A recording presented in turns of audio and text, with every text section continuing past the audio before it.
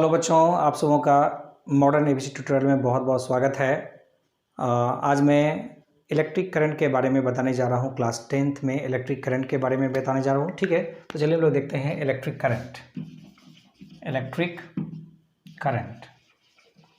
ठीक है, देखिए इलेक्ट्रिक करंट क्या है। डेफिनेशन कहता है the rate of flow of charge through any section of wire या कंडक्टर कह सकते हैं इस कॉल इलेक्ट्रिक करंट। बहुत सिंपल डेफिनेशन है, इसमें कहीं कोई खास बात नहीं है।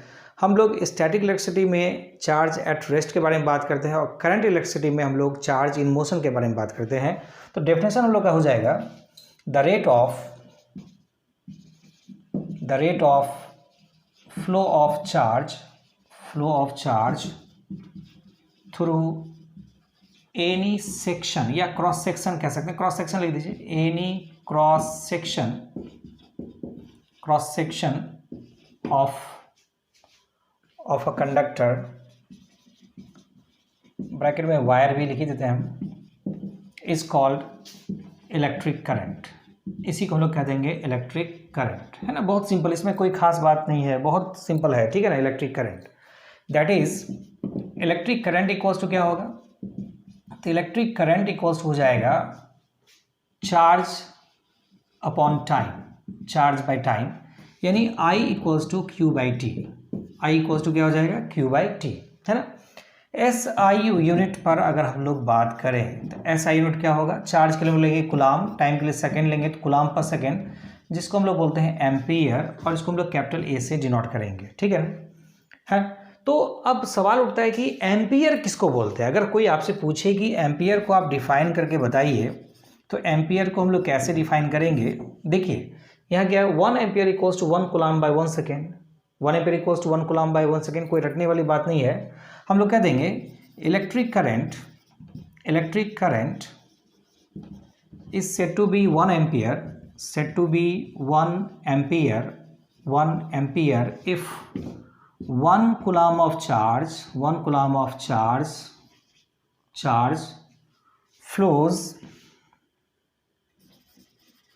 flows through any cross section of a conductor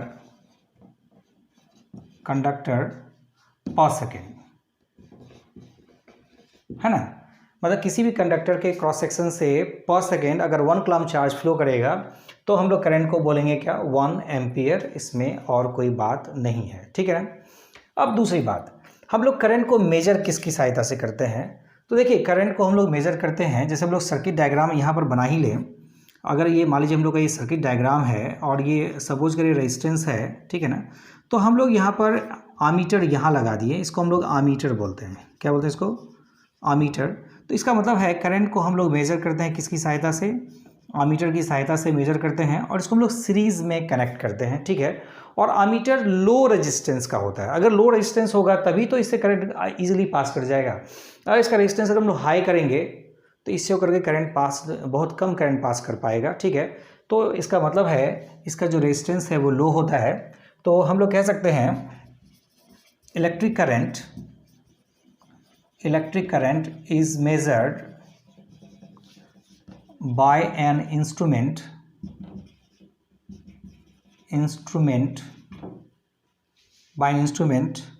called ammeter, and it is connected in series in the circuit.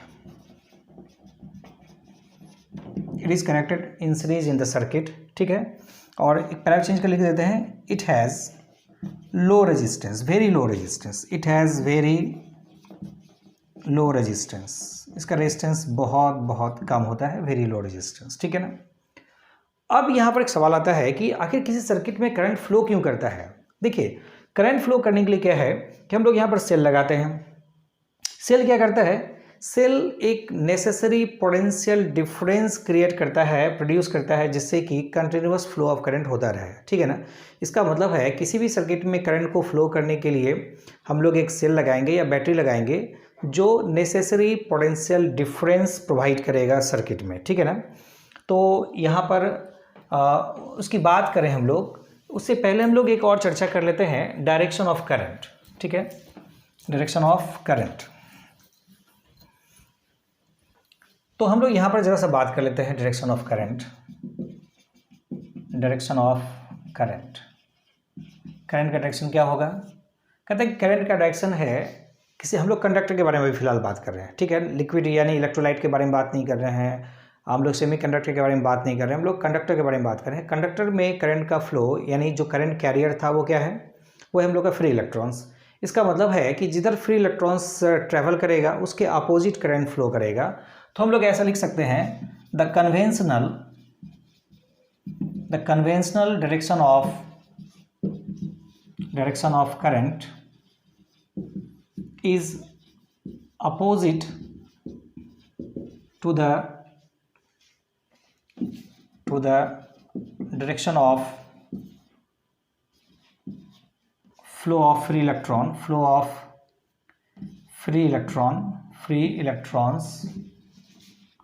or towards the direction of flow of positive charge, direction of flow of positive charge, है ना, जिधर positive charge flow करेगा। हालांकि हम लोग जब conductor के बारे में बात करते हैं तो सिर्फ और सिर्फ यहाँ पर फ्री इलेक्ट्रॉन्स ही होगा जिसकी वजह से करंट फ्लो करेगा। यानी इसको भी हम लोग समझ लेते हैं कैसे, करंट इन अ कंडक्टर, किसी कंडक्टर में करंट कैसे फ्लो करेगा। ठीक है ना, देखिए अगर हम लोग ये कंडक्टर के बारे में बात करें तो ये कंडक्टर हो गया, इसमें हम लोग अभी इलेक्ट्रिक फील्ड जीरो रखे हैं, यानी इसके अक्रॉस कोई भी हम लोग इलेक्ट्रिक फील्ड अप्लाई नहीं किए हैं। तो जब इलेक्ट्रिक फील्ड अप्लाई नहीं किए हैं तो यहाँ पर इसके अंदर जो इलेक्ट्रॉन है ना, ये रैंडमली मोशन करेगा, इधर चलेगा फिर इधर आ जाएगा, फिर इधर चला आएगा, फिर इधर चला जाएगा, एरो हम देते चले जा रहे हैं, फिर मन होगा इसका यहाँ चला आएगा, फिर यहाँ से ये यहाँ चला आएगा। इसका मतलब है कि जहाँ पर चलेगा वापस वहीं पर जाता रहेगा, फिर आगे बढ़ेगा, इस तरह से ये रैंडम मोशन करेगा। ठीक है, इस तरह से ये रैंडम मोशन करता जाएगा और इसका जो एवरेज थर्मल वेलोसिटी है वो जीरो होता है। ठीक है ना, हम लोग अगर इसके बारे स्पीड के बारे में, फ्री इलेक्ट्रॉन्स के स्पीड के बारे में बात करेंगे तो कह सकते हैं thermal speed of free electrons equals to होता है 10 to the power 6 5 to 10 to the power 6 metre पर सेकेंड। ठीक है ना, but average thermal velocity zero होता है। एवरेज थर्मल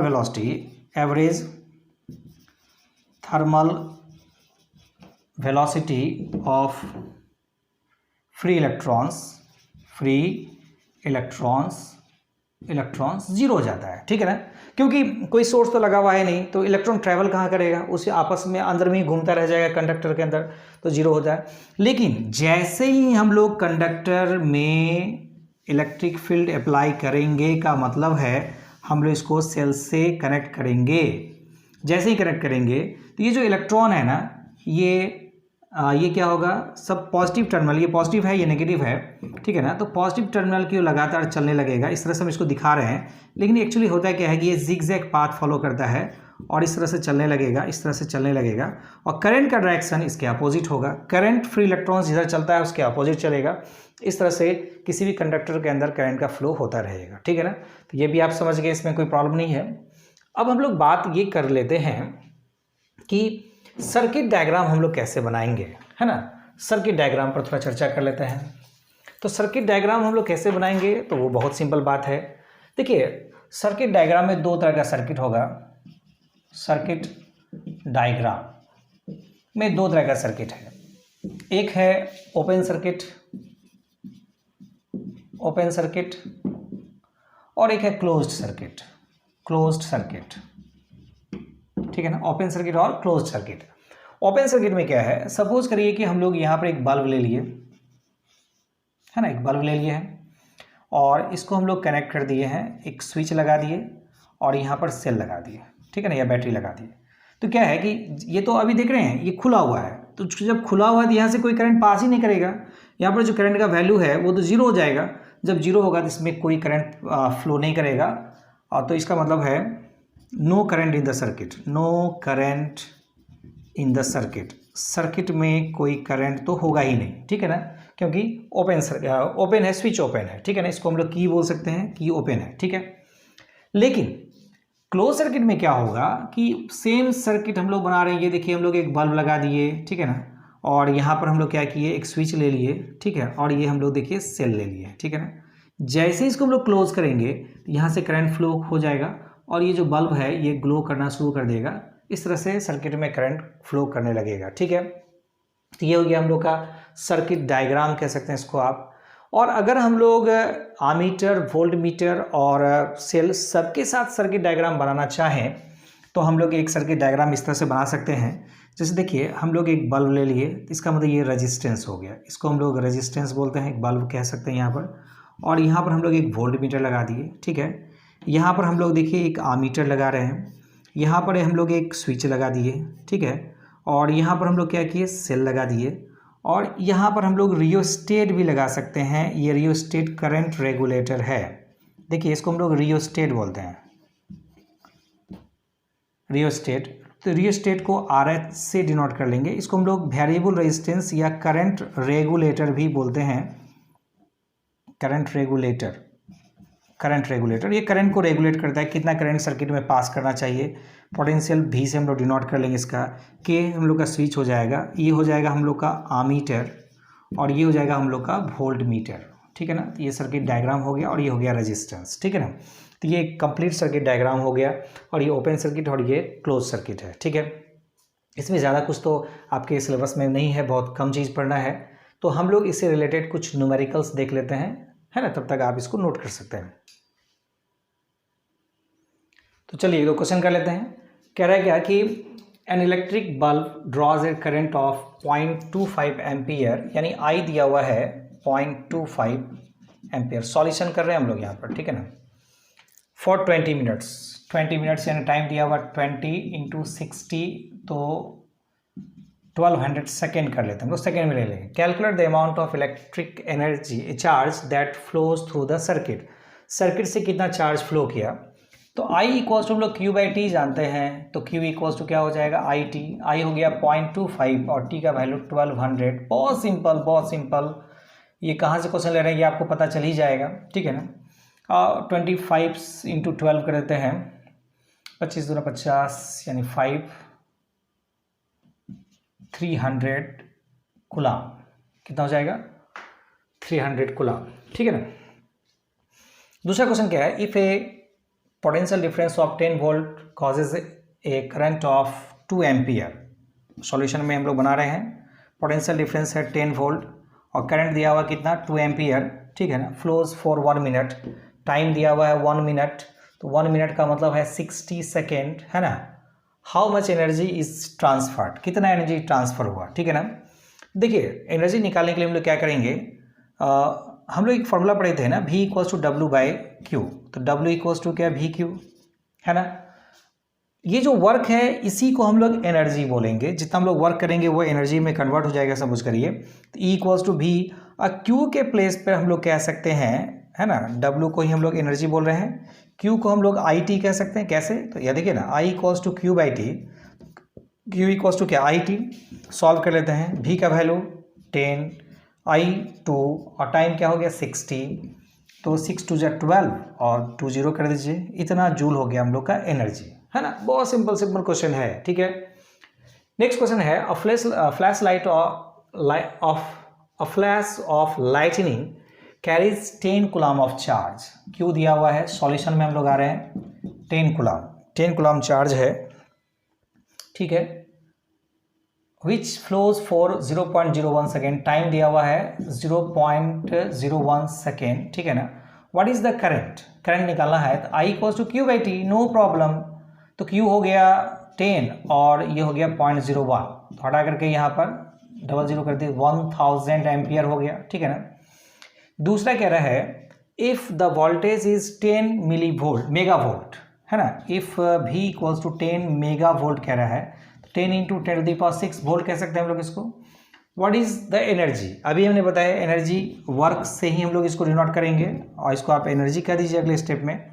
V हो गया हम लोग का 10 × 10⁶ और चार्ज हम लोग को मालूम है 10, तो ये हो जाएगा 100 इंटू 10⁶, यानी 100 मेगा जूल कह सकते हैं, या 10⁸ जूल भी कह सकते हैं आप, कोई प्रॉब्लम नहीं है। ये हम लोग का आंसर हो गया, है ना। इस तरह से हम लोग आराम से सॉल्व कर सकते हैं। तो आज हम लोग इतना ही रखेंगे। अगले वीडियो में हम लोग ओम्स लॉ के बारे में बात करेंगे और उसके न्यूमेरिकल्स पर भी लोग चर्चा करेंगे, ठीक है। तब तक के लिए सावधान रहिए, सतर्क रहिए। बहुत बहुत धन्यवाद, थैंक यू।